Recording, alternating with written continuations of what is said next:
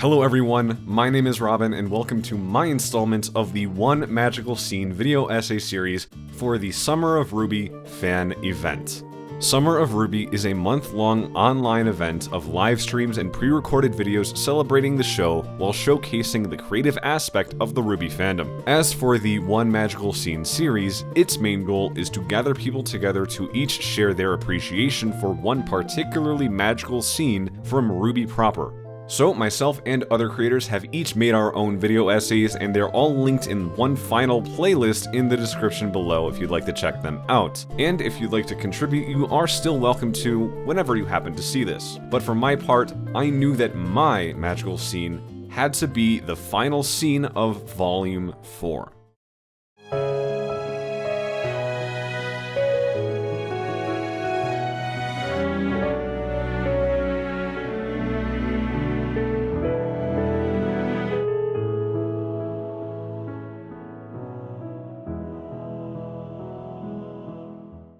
I have watched RWBY ever since it began in 2013.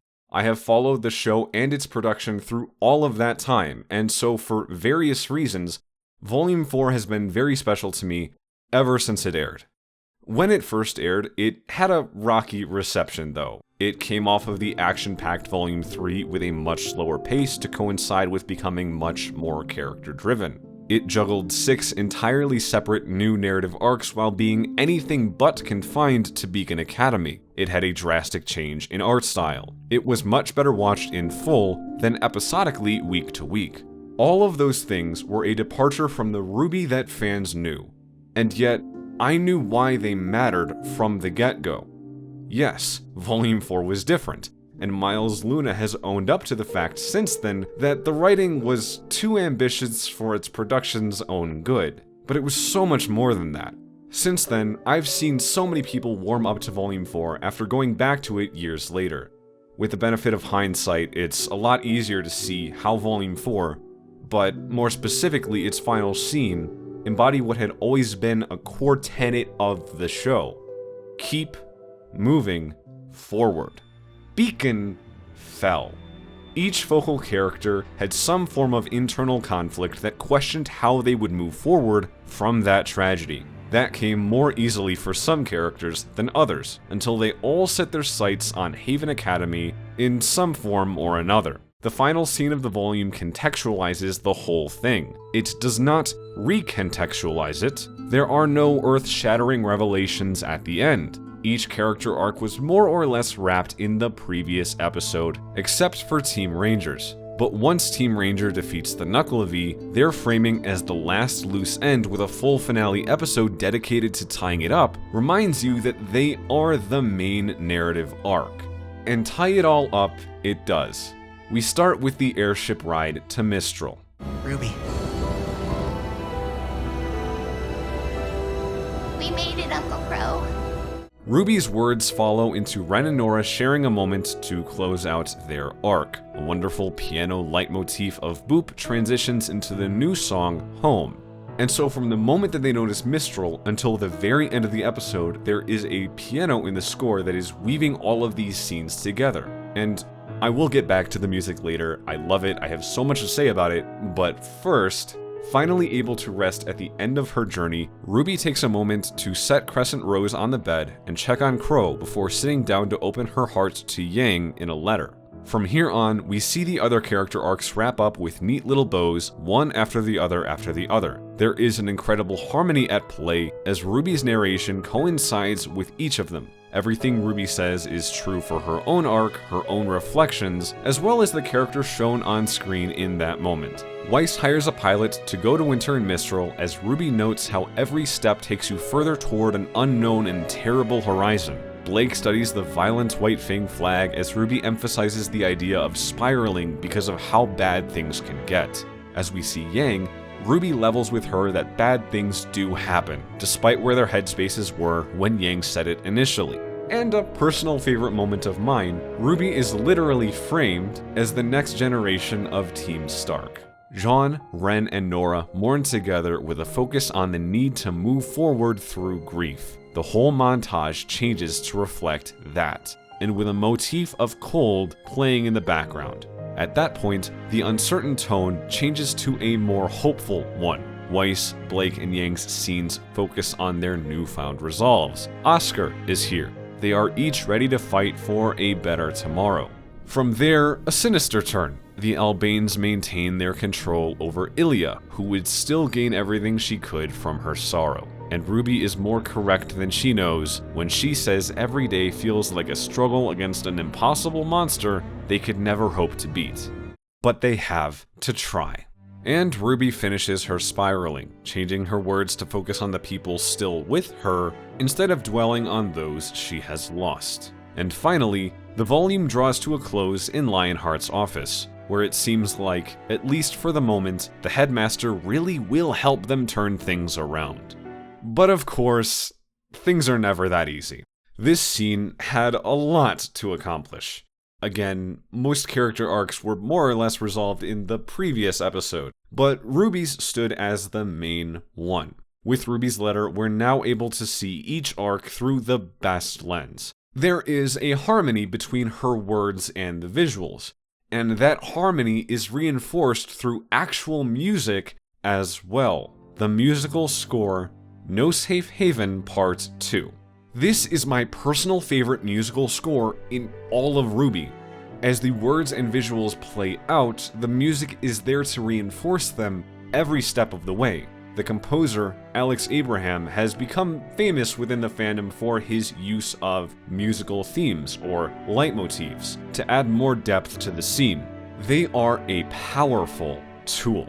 As the scene progresses, several different musical themes come and go as well to match it, starting with Boop for Ren and Nora.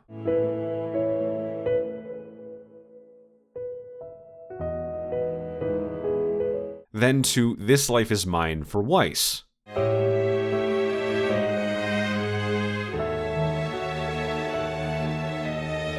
From Shadows for Blake.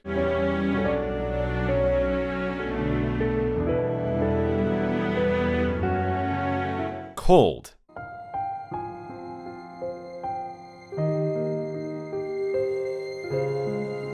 Cinder's theme.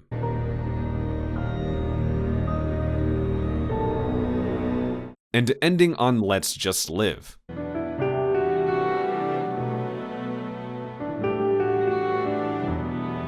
And it's all arranged with the same instruments, relatively the same tempo, easing in and out as it goes. Longtime viewers know just how much I love RWBY's musical score. I have a couple different videos that you could check out, link in the description below, but believe me when I say that this track is the reason why I fell in love with RWBY's music in the first place, as well as just narratively driven music as a whole.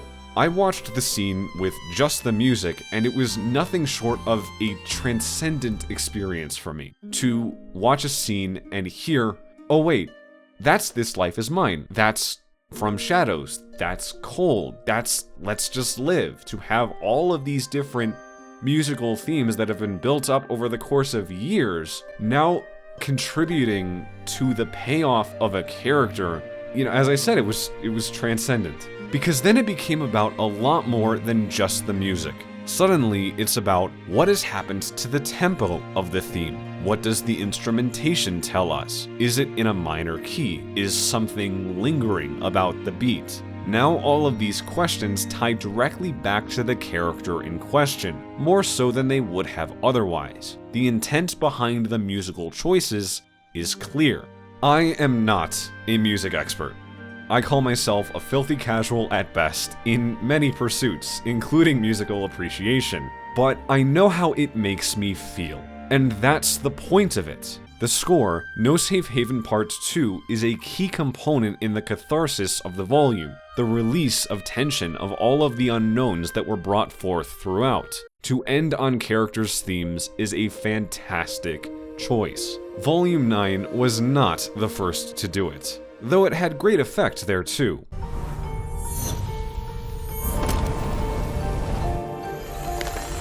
And so I will shift to talking about that now.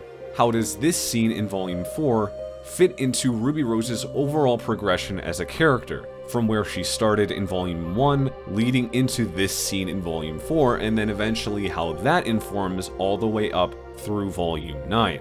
RWBY always wanted to be the hero like the role models that she looked up to. In Volume 1, Ozpin gives her advice on being a leader, and she internalizes it the wrong way. Being a team leader isn't just a title you carry into battle, but a badge you wear constantly. If you are not always performing at your absolute best, then what reason do you give others to follow you? You're a leader now, Jaune. You're not allowed to be a failure because it's not just about you anymore. You've got a team now, Jaune. And if we fail, then we'll just be bringing them down with us. We have to put our teammates first and ourselves second. That was also plainly bad advice. It's not the best thing to tell a 15-year-old who feels she has to prove herself. So she lives by that line. She believes being the best you can be means sacrificing your personal needs for others. She always puts herself second and never prioritizes herself. After the fall of Beacon, in Volume 4, we see a Ruby Rose who tries desperately to be the light of hope for others, to be steadfast. And it more or less works out in Ruby's favor, especially with this final scene, because things are only just getting started. Volume 4 was only the first hurdle, but it's still the same story. Folks like Lindsay Jones, her voice actor, could see the issues with that. It seemed that ever since Volume 4, Lindsay had mentioned in one interview or another that they wanted RWBY to reach a breaking point. It's gonna sound terrible, but I really want RWBY to hit a moment of complete break where she finally decides, like, I can't physically move forward or emotionally move forward. We kind of saw a little bit of that with Yang at the end of Volume 3, which again, she was very happy-go-lucky, and then we reached this point where she said, I can't progress anymore. I have to go into this introspective moment. I kind of want that for RWBY too. I want her team to kind of like build her up again as opposed to the opposite. And they said in the World of RWBY companion book that was released after Volume 6 that RWBY compartmentalizing and internalizing her grief is what might eventually destroy her. RWBY deals with that burden greatly in Volume 4, though it works out in the end. For a time, she appears to have a flat character arc, one where she doesn't change, but she allows the world around her to. And Oscar and Ozpin even mention that in Volume 5, while adding a very important detail. This must be really hard on her too. It most assuredly is.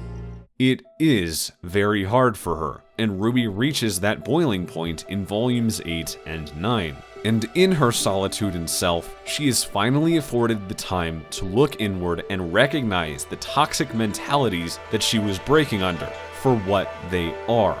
After Volume 9, we have the benefit of hindsight for all of RWBY's development, and we can see just how much was set up over the years until all of the worthwhile payoff that Volume 9 brings. Even with the catharsis, the relief of Team Ranger making it to Mistral, RWBY is still under pressure. She still cries. In writing her letter to Yang, she still feels the need to prove herself to the people that she wants to lead, to the people that she wants to, in turn, be a role model for. Even before watching Volume 4, I always had faith in what it set out to do: tell personal stories. And I've always been interested in RWBY for the character work first and foremost. So the dip in pacing after Volume 3 felt incredibly natural to me. And of course, as I said, it had its fair share of faults. There are so many characters and so little screen time to go around. A lot ended up on the cutting room floor at some point or another to make it work. The most famous arguably being the Apathy Grim. This volume was written with the Apathy in mind instead of the Knuckle-V in Ren's backstory. And it is so interesting to watch back knowing that. Sometimes the worst action to take is taking no action at all. Take action, son. Volume 4's final scene is such a wonderful marriage of script and screen. Maybe it's the editor in me, but seeing all of the different characters come up on screen while RWBY talks about them, the tone shifting from uncertain to hopeful, and all of the music there to back it up and weave in and out every step of the way, even if only on a technical level, it is still such a well-crafted scene and always so satisfying to rewatch, to have it contextualize the various character arcs while looking toward the future. Volume 4 was still in the early stages for RWBY's character development, but after Volume 9 concluded with RWBY's moment, we finally have the payoff that its final scene helped build. And so for all of those reasons, the final scene of Volume 4 stands out as one magical scene for me. But if I didn't choose that scene, what others might I have chosen to make this video about? Volume 3, Chapter 8. Pyrrha and Jaune's heart-to-heart fails in gut-wrenching fashion. It was a much-needed slow moment in an incredibly stressful volume. It had the highest highs for Pyrrha and Jaune's relationship, and then followed immediately by the lowest lows. Despite being animated in Poser, the animation quality is genuinely incredible, and the voice acting is equally so.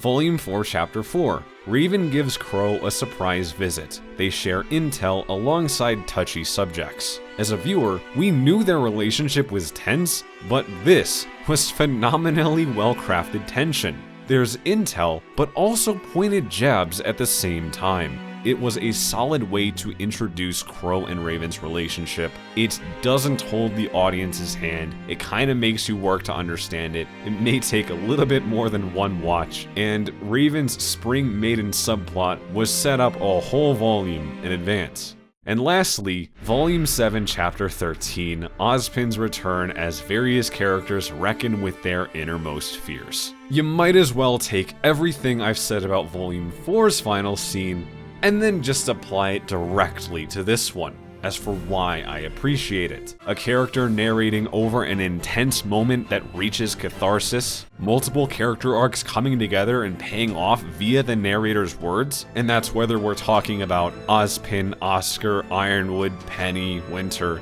and of course the wonderful score music and a song that weave it all together. I genuinely almost picked the final scene of Volume 7 for this video. In some ways, it's even better than Volume 4's final scene, but I would say that it's more accurate to say that it just has its own strengths. The intensity is a lot more engaging, Ozpin's monologue holds different weight from RWBY's, but I am simply too fond of Volume 4. And that's that. One magical scene of RWBY as told by yours truly. Please check the playlist in the description over time as more YouTube creators make their own video essays on one magical scene. If you got this far in the video, chances are you enjoyed it and maybe even want to contribute a similar video essay yourself. It's not too late to do so. This series is a very informal, loose collaboration. You're more than welcome to make your own video essay so long as it is in the spirit of things. And as long as you contact me about it, I will include it in that playlist. And follow the Summer of RWBY online events as various talented people in the community showcase their own creations that go far beyond the scope of video essays, whether we're talking fan games, audio dramas, live stream panels on various topics, etc. And lastly, what is your one magical scene from RWBY proper? What is one scene that you feel nobody appreciates to the extent that you do? Sound off in the comments below. And on a more personal note, this has been something of a last hurrah for my YouTube channel. I haven't been active and I certainly haven't been making YouTube video essays in quite some time. But I've had this idea on the back burner for literal years, and there's no better time to make it with RWBY's incredibly uncertain future. But whatever happens, I will be as active as a content creator as RWBY itself is. For now, I am pretty hopeful. But with that being said, please like this video and subscribe to my YouTube channel so that we can see what the future holds together next time. I'm Robin Rising. Have a good one.